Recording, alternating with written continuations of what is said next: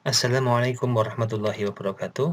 Kita jumpa lagi pada pembelajaran geometri dan kita lanjutkan materi kita. Kali ini kita akan membahas beberapa teorema sudut yang terkait dengan lingkaran. Tujuan pembelajaran pada kesempatan ini adalah setelah mengikuti pembelajaran ini diharapkan mahasiswa atau pemirsa dapat memahami beberapa teorema sudut yang terkait dengan lingkaran.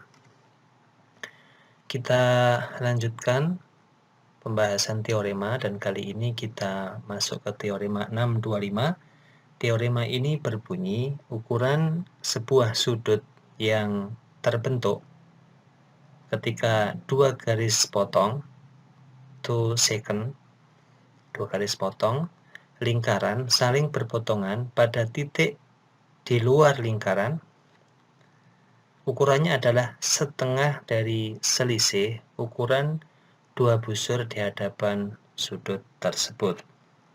Untuk memudahkan kita memahaminya, kita bisa melihat ini gambar 631. Dari definisi teorema ini kita nyatakan bahwa ukuran atau besar dari sudut C, ini kursor saya, nilainya adalah setengah dari selisih besar busur AD dan besar busur BE. Di sini dinyatakan dengan besar busur AD, tentu saja selisih adalah yang ukuran yang besar dikurang yang kecil. Di sini ukuran busur AD minus ukuran busur BD. Nah, bukti teorema 625 kita akan sajikan pada kesempatan ini. Di referensi kita sudah dibuktikan, kita tinggal membahas dan memahaminya. Nah, kita gunakan ilustrasi tadi dan kita gunakan bantuan, kita tarik salah satu segmen, bisa dari B ke D atau A ke E. Pada kesempatan ini yang ditarik adalah B ke D atau dihubungkan antara B ke D sehingga nanti terbentuk segitiga BCD. Nah, ini diberikan, kita awali dengan given apa yang diketahui atau diberikan bahwa di sini yang diketahui adalah AC, segmen AC dan segmen DC adalah garis potong atau segmen garis potong terhadap lingkaran. Nah, yang akan dibuktikan adalah nilai atau ukuran sudut C adalah setengah dari ukuran busur AD minus ukuran busur BE. Nah, setelah kita hubungkan BD, Anda juga tentu bisa menghubungkan AE di sini. Nanti sama saja. Maka terbentuklah segitiga BCD. Maka ukuran dari sudut eksterior dari segitiga BCD adalah sudut 1, karena sudut satunya adalah sudut eksterior dari segitiga BCD, dan kita tahu bahwa pada pertemuan terdahulu nilainya adalah sama dengan ukuran sudut-sudut yang tidak bersisian dengannya. Berarti sama dengan ukuran sudut C plus ukuran sudut D.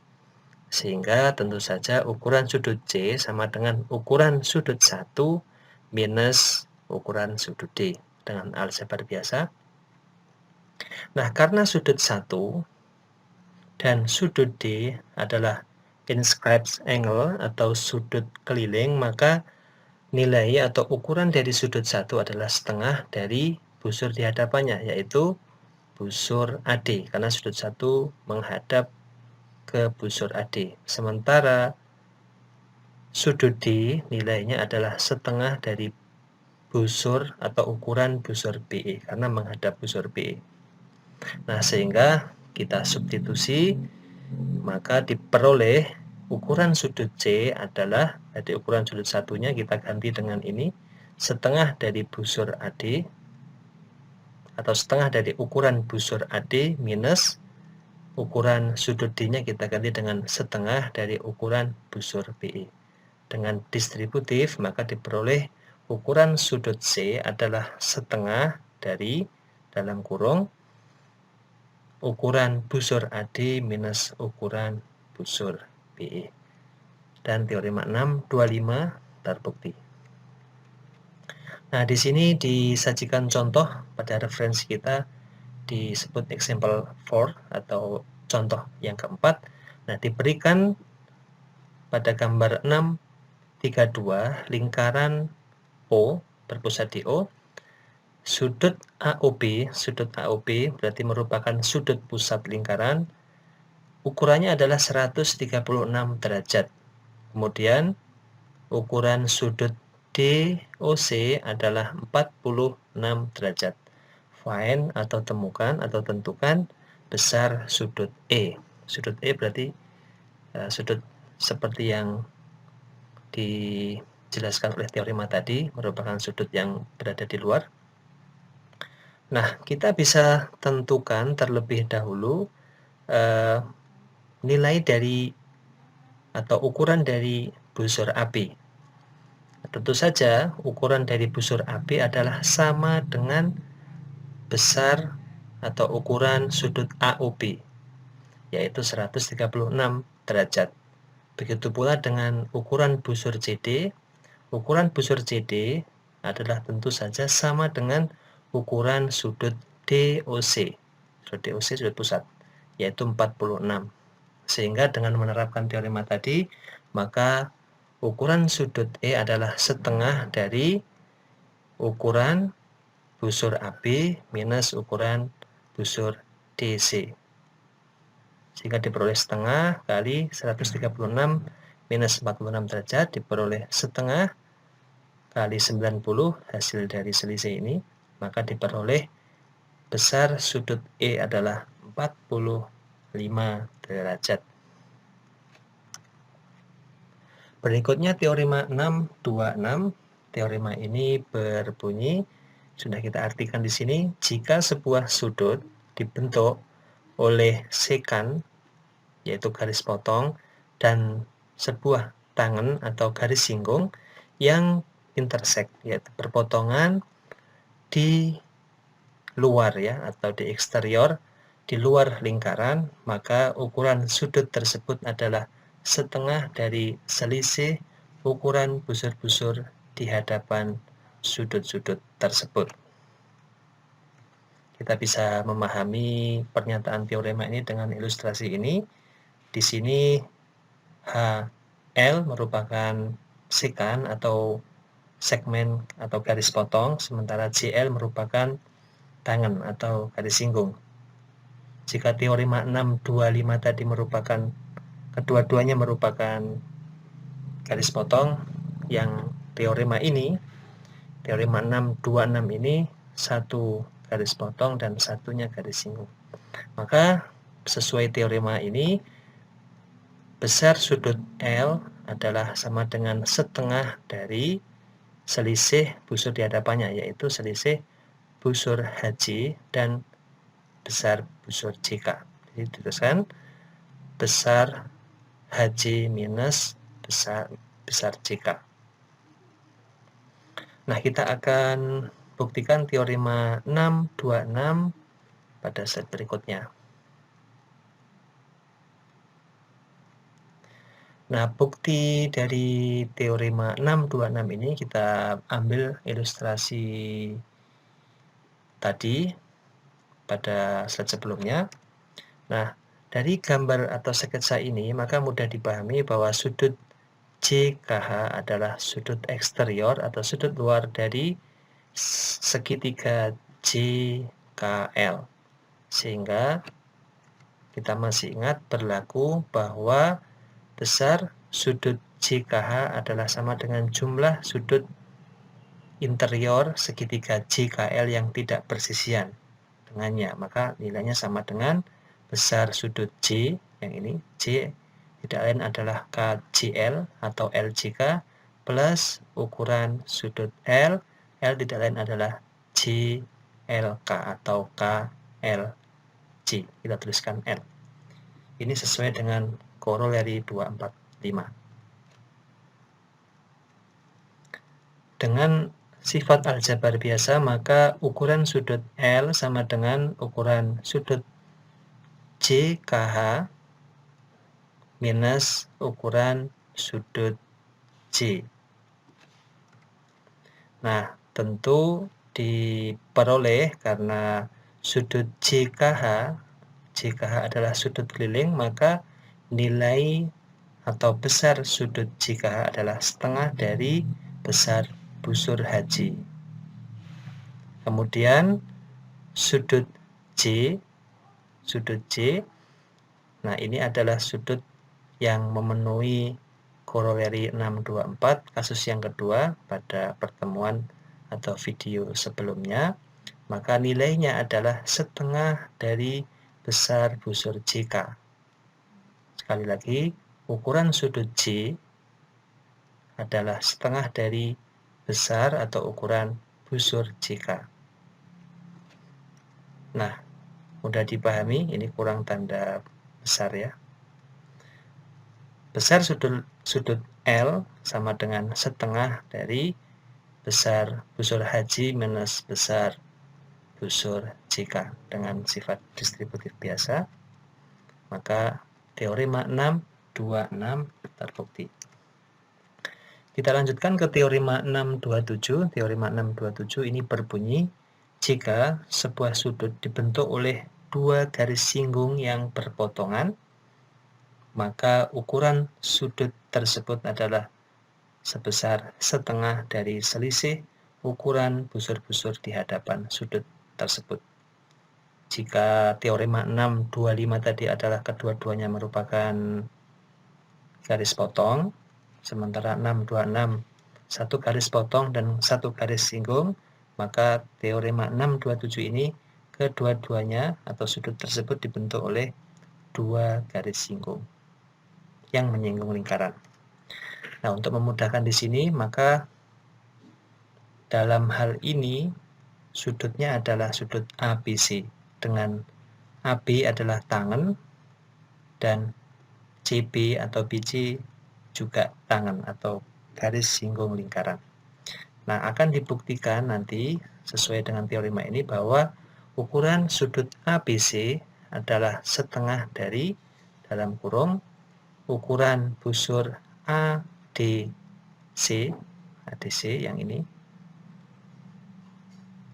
sebagai titik bantu, atau BD ini merupakan garis bantu untuk memudahkan pembuktian, sehingga ADC berarti menyatakan setengah lingkaran lebih dalam ilustrasi ini. Sementara AC adalah yang lebih kecil atau minor. Jadi kita ulangi, besar sudut ABC nilainya adalah setengah dari selisih busur di hadapannya, yaitu ADC dan busur AC. Nah, bukti teorema 627 berada pada slide berikutnya. Nah, kita mulai untuk membuktikan dengan menarik BD. Ini sebenarnya BD ini belum ada gitu ya. Kita tarik BD sebagai segmen bantu, dan misalkan E merupakan titik potong. Jadi E kita sementara tuliskan dulu di sini untuk memudahkan. Maka ukuran sudut ABD itu tentu saja adalah setengah dari ukuran busur AD minus setengah ukuran busur AE. Ini adalah teorema 626 yang baru saja kita buktikan tadi. Sama halnya dengan sudut DBC, maka ukurannya adalah setengah dari besar busur DC minus setengah busur EC. Nah, dengan menjumlahkan keduanya, maka ukuran sudut ABD plus ukuran sudut DBC sama dengan setengah kali dalam kurung, kita keluarkan setengahnya di sini adalah ukuran busur AD plus ukuran busur DC, kemudian ini kita satukan, minus ukuran busur AE plus ukuran busur EC. Tentu ini sifat aljabar biasa dan mudah dipahami, sehingga karena ukuran sudut ABD plus ukuran sudut DBC sesuai dengan postulat penjumlahan sudut, maka ABD plus DBC tidak lain adalah sudut ABC. Maka di sini menjadi ukuran sudut ABC sama dengan setengah.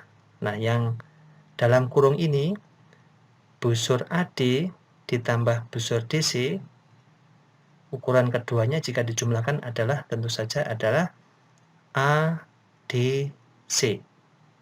Sekali lagi, ukuran busur AD ditambah ukuran busur DC tentu tidak lain adalah ukuran busur ADC. Sementara di sini ukuran busur AE ditambah ukuran busur EC tidak lain adalah busur AEC. Nah, karena busur AEC ini adalah busur minor yang lebih kecil, maka kita bisa tuliskan dengan ukuran busur AC saja. Sehingga diperoleh bentuk terakhir bahwa ukuran sudut ABC sama dengan setengah dari ukuran busur ADC minus ukuran busur AC. Dan ini terbukti. Nah, contoh soal di sini diberikan example 5 atau contoh yang kelima pada gambar 634B. Diketahui ukuran busur MN adalah 70 derajat MN. Kemudian ukuran busur NP adalah 88 derajat. Kemudian ukuran busur MR adalah 46 derajat MR ini. Kemudian ukuran busur RS yang kecil ini adalah 26 derajat. Kita akan lihat pertanyaan dan jawaban. Pertama, yang bagian A, temukan atau tentukan ukuran sudut MTN. MTN, maka nilainya adalah setengah dari selisih busur MN dan MR. MN-nya 70, MR-nya 46. Berarti 70 minus 46 kalikan setengah, berarti 24 kali setengah nilainya 12 derajat. Kemudian ukuran sudut NTP, maka kita bisa terapkan teorema tadi bahwa nilainya adalah setengah dari selisih busur NP dan busur RS. Berarti NP-nya adalah 88, kemudian RS-nya adalah 26, maka diperoleh 62 kalikan setengah, nilainya adalah 31 derajat. Kemudian yang C, ukuran sudut MTP tidak lain adalah jumlah dari ukuran sudut MTN ditambahkan dengan ukuran sudut NTP. Nilainya adalah 12, jawaban dari A tadi, dan ditambahkan dengan 31, jawaban dari poin B, diperoleh nilai akhir sama dengan 43 derajat. Berikutnya contoh di sini example 6 atau contoh yang ke-6 pada referensi kita pada section ini diberikan pada gambar 635 ukuran sudut 1 ini sama dengan teorema 627 ya. Adalah sebesar 46 derajat. Dan pertanyaannya adalah tentukan ukuran dari busur AB yang ini, yang minor, kemudian ACB ini sengaja diberikan C untuk memudahkan penamaan untuk menunjukkan dia busur mayor, dan di sini diminta untuk menentukan ukuran busur ACB. Tentu ukuran busur AB maksud saya dijumlahkan dengan ukuran busur ACB adalah satu lingkaran penuh atau 360 derajat. Nah, untuk menentukan masing-masing ukuran busur, baik busur AB dan busur ACB, maka di sini kita misalkan bahwa ukuran busur AB itu sama dengan X dan ukuran busur ACB-nya sama dengan Y. Anda bisa menamakan dengan variabel yang lain. Nah, sekarang kita gunakan teorema sebelumnya tadi, 627, bahwa ukuran sudut 1 tidak lain adalah setengah dari selisih busur-busur di hadapannya. Tentu saja yang besar dikurang yang kecil, yaitu ukuran busur ACB minus ukuran busur AB. Tidak lain adalah Y min X. Kemudian kita masukkan, substitusikan, ukuran sudut satunya 46 derajat. Sehingga diperoleh persamaan ini dengan mengalihkan 2 agar 2 pada penyebut pecahan 1/2 hilang, maka diperoleh luas kiri 92 dan luas kanannya adalah Y min X. Ini diperoleh persamaan yang pertama. Sebagaimana saya katakan tadi bahwa ukuran busur AB ditambah ukuran busur ACB membentuk 360 derajat atau satu lingkaran penuh, maka tentu saja di sini Y plus X adalah 360 derajat. Di sini dituliskan because these two arcs form the entire circle, membentuk satu lingkaran penuh atau utuh. Kemudian dua persamaan ini kita substitusikan biasa, aljabar biasa, maka diperoleh Y sama dengan 225 atau 226 derajat. Kemudian dengan aljabar biasa bahwa tadi Y min X atau kita bisa pilih Y plus X sama dengan 360 derajat, maka diperoleh X-nya nilainya adalah 134 derajat. Sehingga diperoleh jawaban terakhir, X tadi adalah ukuran busur AB, maka ukuran busur AB-nya adalah 134 derajat, dan Y tidak lain adalah ukuran busur ACB, yaitu sebesar 226 derajat. Demikian yang bisa saya sampaikan. Semoga bermanfaat. Terima kasih atas perhatiannya. Assalamualaikum warahmatullahi wabarakatuh.